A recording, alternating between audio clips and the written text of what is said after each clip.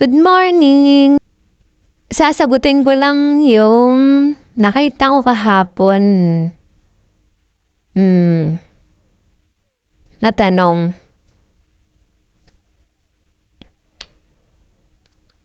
Kapag ba may na-achieve yung isang tao, kailangan ba talaga na i-flex? Kailangan ba talaga na i-post? Kailangan ba talaga i-broadcast pa sa maraming tao?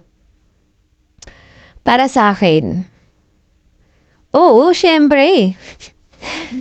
Achievement yan eh. Isa yan sa mga pinangarap mo. Isa yan sa mga bagay na ginusto mong makuha, ginusto mong marating. Kaya, tinatanong pa ba yun? Dapat hindi na.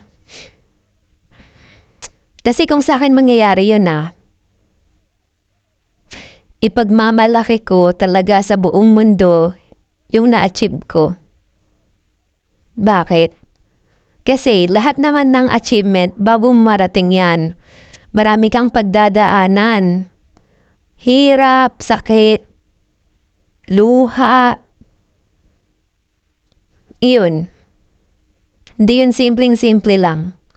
Meron pa nga pag napagod ka, aayaw ka na. Pero dahil motivated ka, may pangarap ka, may gusto kang marating sa buhay, kailangan mo magpatuloy hanggang marating mo yung pangarap mo na yun, hanggang ma-achieve mo yung goal mo. Kaya wag niyo pong pag-iisipan na pagmamayabang, yung pagpiplex, pagpupost, pagbo-broadcast ng isang achievement ng isang tao. Ang gawin niyo po, gawin niyo itong motivation, gawin niyo itong inspiration sa sarili niyo. Kasi tao lang yun. Tao ka lang din. Kaya mo yun. Ang kaya yan ng isang tao, yung kakayahan niya, I'm sure, may kakayahan ka rin ganun. Alam mo, lalo ko, pag ako empleyado lang, alam ko na sumasapat naman talaga yung kinikita ko. Pero bakit kinakailangan ko pang gumawa ng mga videos, kinakailangan ko pang mag-content, kinakailangan ko pang mag-vlog? Vlog talaga. Yun, content creator, small content creator kasi. Yung ginagawa ko, kasi may mas gusto pa akong mas higit pa na ma-achieve. Kaya ginagawa ko yung mga bagay na dati hindi ko naman ginagawa. Akala ko dati hindi ko kaya. Pero di ba, ngayon ito na. Ito na, hawak ko na talaga eh. Kaya kung ako sa'yo, yung mga napapanood mong achievement na pinopost nila, gawin mo na talaga yan na motivation. Huwag mong isipin na nagyayabang sila. Alam mo, lumalabas niyan.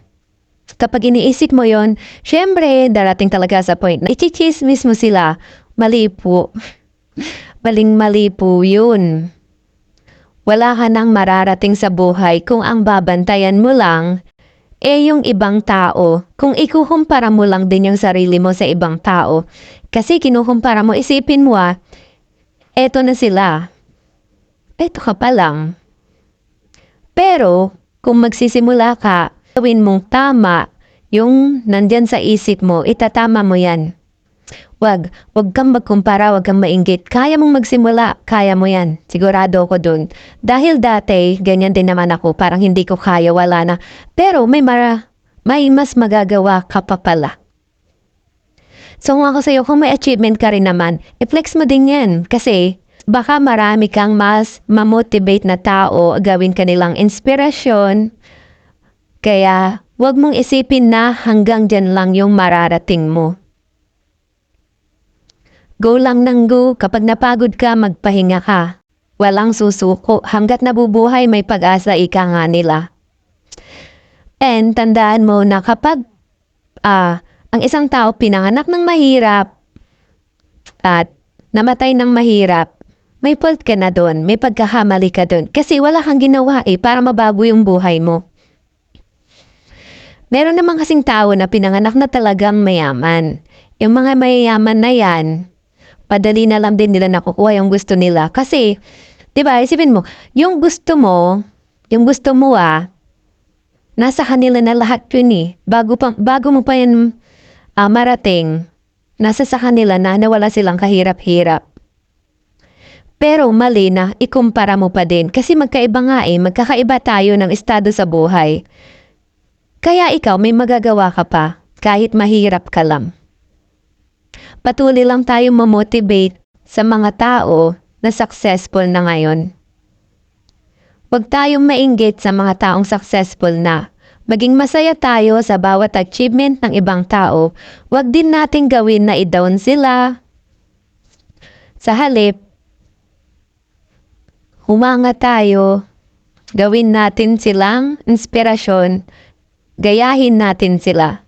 Huwag nyo na pong pag-isipan na pagmamayabang yung bawat post nila. Yun lang po. Thank you.